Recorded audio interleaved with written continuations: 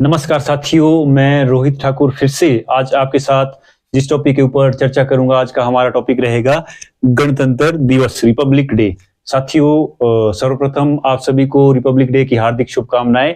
आज हम समझने की कोशिश करेंगे कि क्यों 26 जनवरी को रिपब्लिक डे हर वर्ष मनाया जाता है। और हम समझने की कोशिश करेंगे कि गणतंत्र का अर्थ क्या होता है, रिपब्लिक का अर्थ क्या होता है। इन सभी चीजों को हम आज समझने की कोशिश करेंगे। तो साथियों, 26 जनवरी 26 जनवरी 1950 को क्या होता है कि भारत का संविधान 26 जनवरी 1950 को लागू किया जाता है। इसीलिए हम 26 जनवरी को क्या मनाते हैं, गणतंत्र दिवस मनाते हैं, रिपब्लिक डे मनाते हैं, क्योंकि 26 जनवरी 1950 को भारत का संविधान लागू किया जाता है। अब समझते हैं कि गणतंत्र का अर्थ क्या है। गणतंत्र का अर्थ है कि जब किसी देश का, मान लीजिए भारत देश है, जो भारत देश का प्रमुख होगा, मान लीजिए भारत देश है, जो इसका प्रमुख होगा, जो राष्ट्राध्यक्ष होगा, उसका चुनाव क्या होगा, या तो जनता के द्वारा डायरेक्ट रूप से किया जाएगा, या जनता के द्वारा जो चुने गए प्रतिनिधि है उनके द्वारा इनडायरेक्ट रूप से उस राष्ट्राध्यक्ष का चुनाव किया जाएगा। उसी देश को हम क्या कहते हैं, गणतंत्र कहते हैं, जहां का जो प्रमुख होता है उसका चुनाव या तो डायरेक्ट रूप से जनता करे, या जनता द्वारा जो चुने गए प्रतिनिधि है उनके द्वारा उसका अगर चुनाव किया जाता है तो फिर भी उस देश को गणतंत्र कहते हैं। इसीलिए जो भारत क्या है, जो भारत में राष्ट्रपति है, राष्ट्रपति का चुनाव जो जनता द्वारा चुने गए प्रतिनिधि होते हैं, एमएलए और एमपीज होते हैं, वे भारत में राष्ट्रपति का चुनाव करते हैं। इसीलिए भारत एक गणतंत्र देश है। और इसी प्रकार से कई देशों में क्या होता है कि जो राष्ट्राध्यक्ष होता है, जो राष्ट्र का प्रमुख होता है, उसका चुनाव ना तो जनता करती है डायरेक्ट रूप से, ना ही जनता द्वारा चुने गए प्रतिनिधि करते हैं। वहां वंश के आधार पर जो राष्ट्राध्यक्ष होता है उसको सेलेक्ट किया जाता है, और वंश के आधार पर ही वहां परंपराएं चली रहती है। तो ऐसे देशों को हम क्या कहते हैं, ऐसे देशों को हम गणतंत्र नहीं कह सकते हैं। भले ही वहां लोकतंत्र होगा, पर वहां गणतंत्र नहीं होगा, जहां पर राष्ट्र का अध्यक्ष होता है वे जनता द्वारा प्रत्यक्ष, या जनता द्वारा चुने गए प्रतिनिधि है उनके द्वारा अगर उसका चुनाव ना हो, तो ऐसे देश को हम गणतंत्र नहीं कह सकते। जैसे ब्रिटेन है, ब्रिटेन भी वहां पर डेमोक्रेसी तो है, लोकतंत्र तो है, पर वहां पर गणतंत्र नहीं है, क्योंकि जो राष्ट्राध्यक्ष होता है, जो राष्ट्र का हेड होता है, उसका जो सिलेक्शन है अभी भी वहां पर वंश के आधार पर ही चला हुआ है, वंश के आधार पर ही उसको चुना जाता है। तो साथियों, ये था गणतंत्र दिवस का अर्थ। अब भारत का संविधान है, भारत का संविधान 26 नवंबर को बनकर तैयार होता है, 26 नवंबर 1949 को बनकर तैयार होता है। पर जो भारत का संविधान है यहां पर बनकर तैयार होता है 26 नवंबर 1949 को। तो इसीलिए हम 26 नवंबर को संविधान दिवस मनाते हैं, कॉन्स्टिट्यूशन डे हम यहाँ पर 26 नवंबर को मनाते हैं। पर भारत का संविधान 26 जनवरी 1950 को लागू किया गया था। ऐसा इसीलिए है क्योंकि 1929 में जो कांग्रेस पार्टी का एक लाहौर अधिवेशन होता है, वहां ये डिसाइड किया जाता है कि जो जनवरी 1930 है, जो जनवरी 1930 का जो आखिरी रविवार आएगा, उस दिन से हम लगातार हर वर्ष क्या पूर्ण स्वराज दिवस मनाएंगे। ये 1930 से मनाना शुरू किया गया था। तो जो जनवरी 1930 का जो आखिरी रविवार था, वे आता है 26 जनवरी को, 26 जनवरी को आता है 1930 में। तो इस दिन से ही हम 1930 से 26 जनवरी से क्या मनाते हैं, पूर्ण स्वराज दिवस मनाते हैं। पर उस टाइम भारत आजाद तो नहीं हुआ था, और ना ही भारत का संविधान बनकर तैयार हुआ था, ना ही भारत का संविधान लागू किया गया था। पर पहले ही ये डिसाइड किया गया था कि हम लगातार यहां से मनाना शुरू करेंगे। इसीलिए 26 जनवरी को भारत का संविधान लागू किया गया था। अब साथियों, जब भारत का संविधान 26 जनवरी 1950 को लागू होता है, तो भारत के संविधान में सारी जो शक्तियों का केंद्र है, वे जो भारत के लोग हैं, भारत की जनता है, सारी शक्तियां उनके हाथ में ही जो कहीं ना कहीं जो भारत के संविधान में दी गई थी। सारी प्रभुसत्ता जो थी वो भारत की जनता ही थी।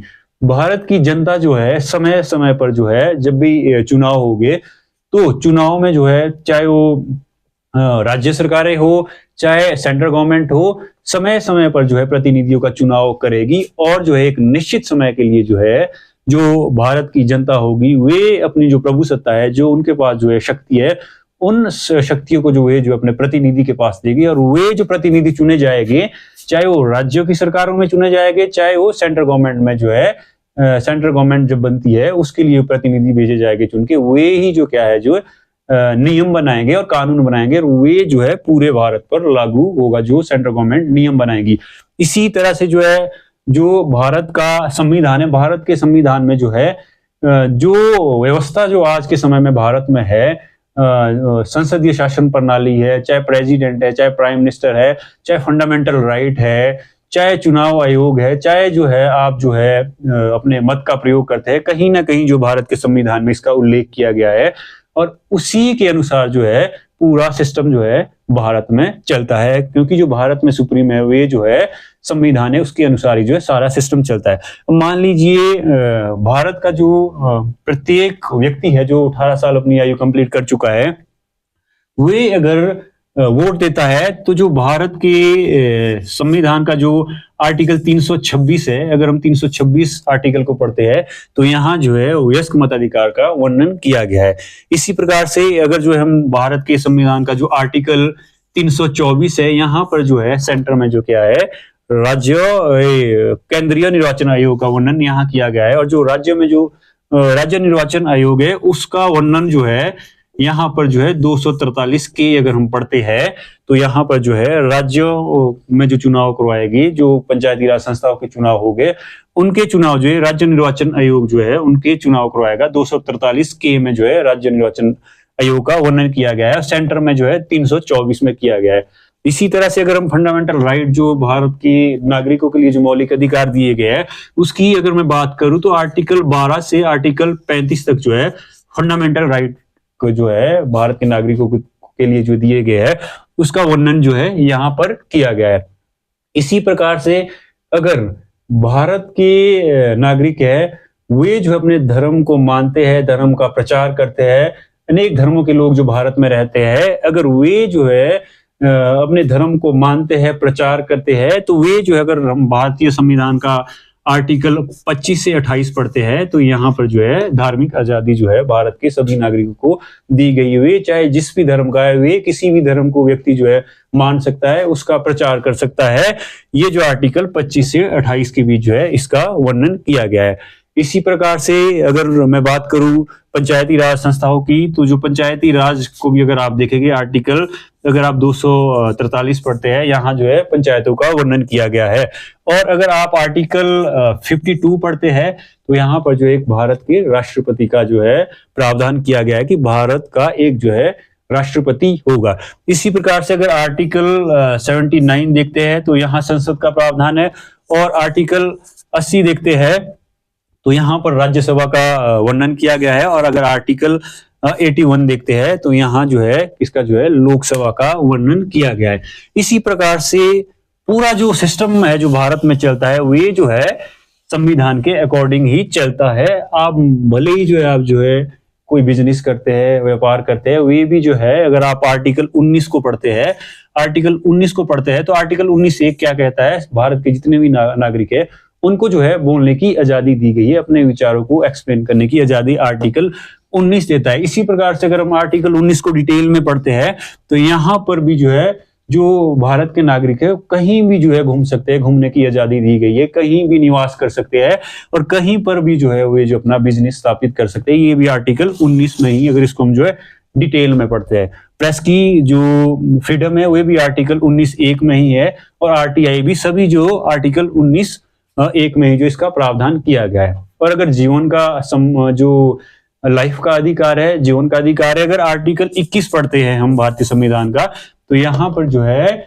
जीवन का अधिकार दिया गया है और इसी में ही जो है मान सम्मान से जीने का अधिकार भी आर्टिकल 21 में ही जो है इसका वर्णन किया गया है। प्राइवेसी का अधिकार जो है आर्टिकल 21 में ही जो है प्राइवेसी का भी अधिकार दिया गया है।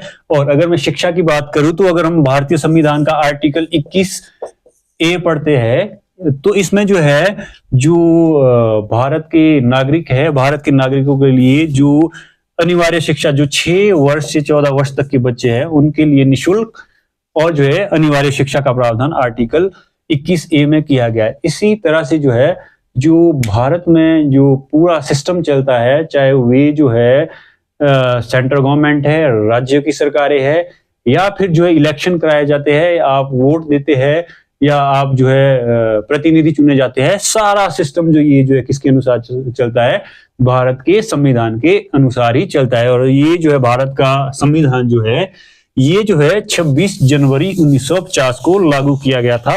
और जो है पूरी जो प्रभुसत्ता है वे जो है भारत के लोगों के पास जो है, भारत की जनता के पास जो है दी गई थी। क्योंकि इससे पहले जो है हम लोग जो है काफी लंबे समय तक जो है ब्रिटेन के अधीन थे। पूरा जो सिस्टम है भारत का वे जो है ब्रिटिश सरकार के माध्यम से ही चलाया जाता था। चाहे वो राजनीति की बात करूं या विधि या विधान बनाना, सारा जो है ब्रिटेन के अनुसार ही सिस्टम जो है चलता था। फिर 15 अगस्त 1947 को जब आजादी मिलती है उसके बाद जो है जब भारत आजाद होता है 15 अगस्त 1947 को, उसके बाद जो है भारत का एक संविधान होना बहुत जरूरी था। इसीलिए जो भारत की जो एक संविधान सभा चुनी गई थी उन्होंने जो है एक काफी लंबे अंतराल के बाद जो है भारत का संविधान जो है यहाँ पर जो है कहा 26 नवंबर को बनाया। और जो है 26 नवंबर को हम जो है संविधान दिवस मनाते हैं। और 26 जनवरी 1950 को क्या किया, 26 जनवरी 1950 को जो इसको लागू किया गया था। और जो है 26 जनवरी 1950 से जो है जितना भी सिस्टम है सारा जो है अकॉर्डिंग टू कॉन्स्टिट्यूशन ही भारत में चलता है। साथियों, ये था आज का हमारा टॉपिक गणतंत्र दिवस। आशा करता हूं कि आपने जो है इसको जो है आसानी से समझा होगा। Thank you, thanks for watching.